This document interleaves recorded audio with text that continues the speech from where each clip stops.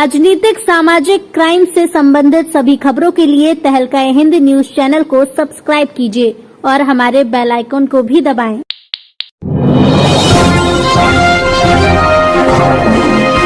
मुरादाबाद के सांसद doctor ST Hasan ने संसद में जहां राष्ट्रीय स्तर की समस्याओं पर अपनी बात कही, तो वहीं मुरादाबाद संसदीय क्षेत्र से संबंधित समस्याओं के बारे में पार्लियामेंट में अपनी बात रखी। प्रस्ताव पेश किया और कहा कि दिल्ली से लखनऊ तक बन रहे एक्सप्रेसवे हाईवे को 25 साल हो गए, लेकिन अभी तक मुकम्मल नहीं हो पाया। एक्सप्रेसवे बहुत महत्वपूर्ण है। 6-7 जगह ऐसी जहां काम पूरा नहीं हो पाया, जिसकी वजह से हाईवे पर घंटों तक जाम लग जाता है, लोगों को समस्याएं होती है। मेरठ तक तो हाईवे बन गया है, वो एक बड़ी समस्या कटरा की है। शाहजहांपुर से पहले जहां अभी तक ओवरब्रिज नहीं बन पाया, जिसकी वजह से 2-2 घंटे जाम लगा रहता है। इसी क्रम में सांसद एसटी हसन ने मुरादाबाद से आगरा के लिए ट्रेन चलाए जाने की मांग की और कांट रेलवे स्टेशन पर एक्सप्रेस ट्रेन रोके जाने की भी बात कही है। उन्होंने कहा है कि क्षेत्रवासियों को रेलवे स्टेशन पर एक्सप्रेस ट्रेन न रुकने से काफी समस्या होती है। पहले यहाँ के रेलवे स्टेशन पर एक्सप्रेस रुकती थी, अब काफी समय से एक्सप्रेस नहीं रुक रही है। ऐसी सुविधा की जाए जिससे लोगों को सर्जिकल सामान एक्सपोर्ट करने में आसानी हो। बहुत बहुत शुक्रिया सर, आपने मुझे सड़क परिवहन और राज्य मार्ग पे बोलने का मौका दिया। सर, मैं कुछ महत्वपूर्ण समस्याओं को आपके माध्यम से मंत्री जी को, सरकार को बताना चाहता हूं। सर, बहुत इम्पोर्टेंट एक्सप्रेसवे हाईवे जो दिल्ली से लखनऊ जाता है, मंत्री जी मेरे ख्याल से 25 साल हो गए इसे बनते हुए, आज तक ये कंप्लीट नहीं हुआ। और इतना इम्पोर्टेंट हाईवे है, आज भी 6-7 जगहों के ऊपर इसमें कार्य नहीं हो पा रहा, बड़ी बड़ी लाइनें लग जाती हैं। मेरठ तक तो एक्सप्रेसवे बन गया है, मेरठ के आगे बहुत समस्याएं हैं। और एक समस्या मंत्री जी ख़ास तौर से कटरा के ऊपर है, जहां पर शाहजहांपुर से पहले ओवरब्रिज नहीं बन पाया है और वहां पे तकरीबन 1-1 घंटे 2-2 घंटे के जाम लगा करते हैं। मेरी आपसे रिक्वेस्ट है कि इसको प्रायोरिटी पे देखते हुए इस इम्पोर्टेंट हाईवे को जल्द से जल्द बनाने की कृपा करें। मेरा दूसरा हाईवे जिसको मैं आपको बताना चाहता हूं, मंत्री जी, एक रोड मेरे कॉन्स्टिट्यूंसी में, एक बड़ापुर एक इलाका है, बड़ा कस्बा है, इसके बीच में से एक रोड जाती है और ये रोड आगे कोटद्वार से ये बद्रीनाथ और केदारनाथ धाम को जाती है। आपको ये जान के हैरत होगी कि ये बीच में जो रोड जा रही है, ये कुछ जगहों के ऊपर 9.5 फीट या 10 फीट की है केवल। अगर 2 गाड़ियां आमने सामने आ जाएं तो जाम लग जाते हैं।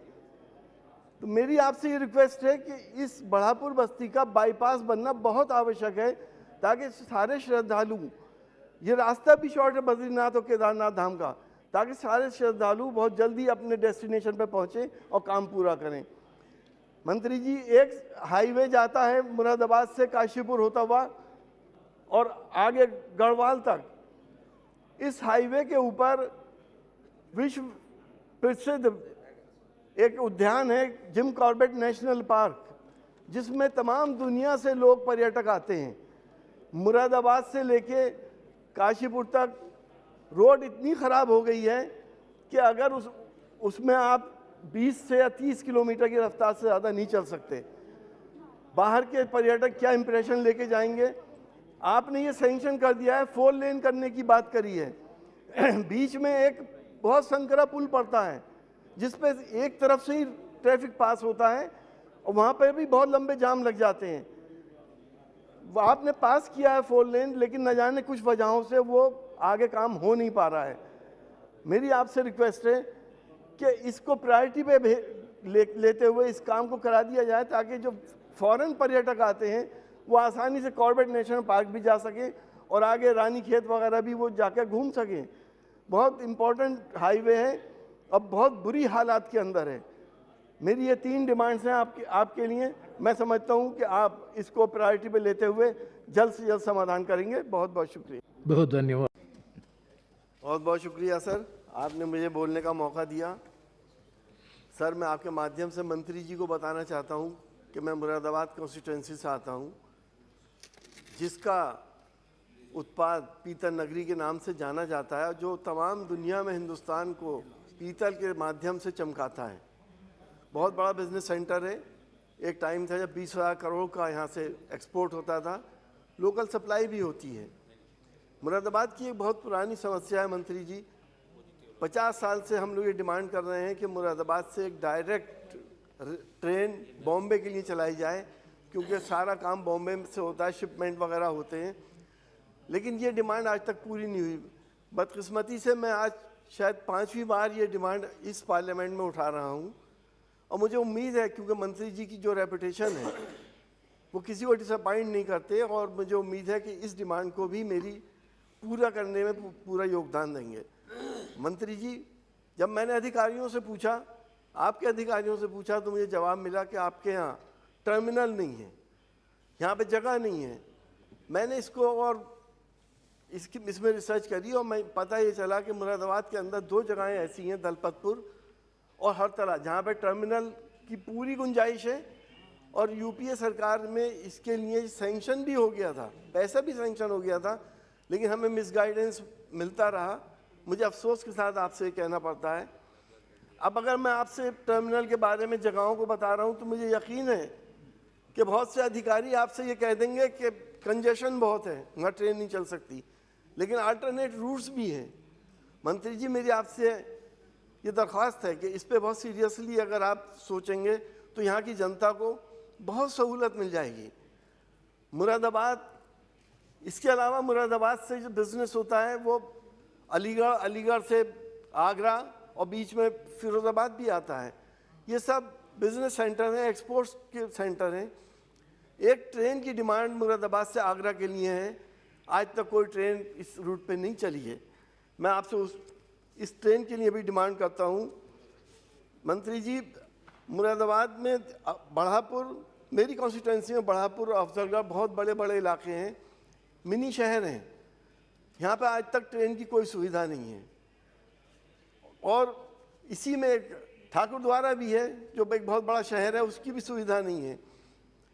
मैंने इसकी डिमांड करी, मुझे ये जवाब मिला कि ठाकुरद्वारे का अभी तक या इस जगहों का हमारे पास कोई प्रपोजल नहीं आया।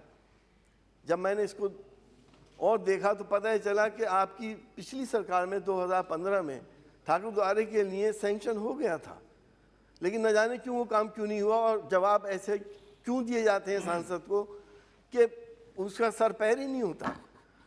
तो ये तो मैं आपको बता रहा हूँ, जब ये काम हो सकता था, हो जाता, तो कितनी सुविधा लोगों को मिल जाती।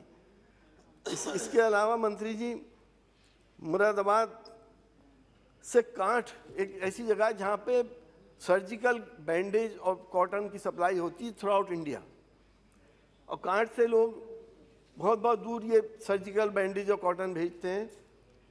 एक ट्रेन चलती है, आज भी चलती है, सियालदा जम्मू तवी एक्सप्रेस, जो कांठ में रुका करती थी, उसका वहाँ पे हाल्ट को रोक दिया गया है।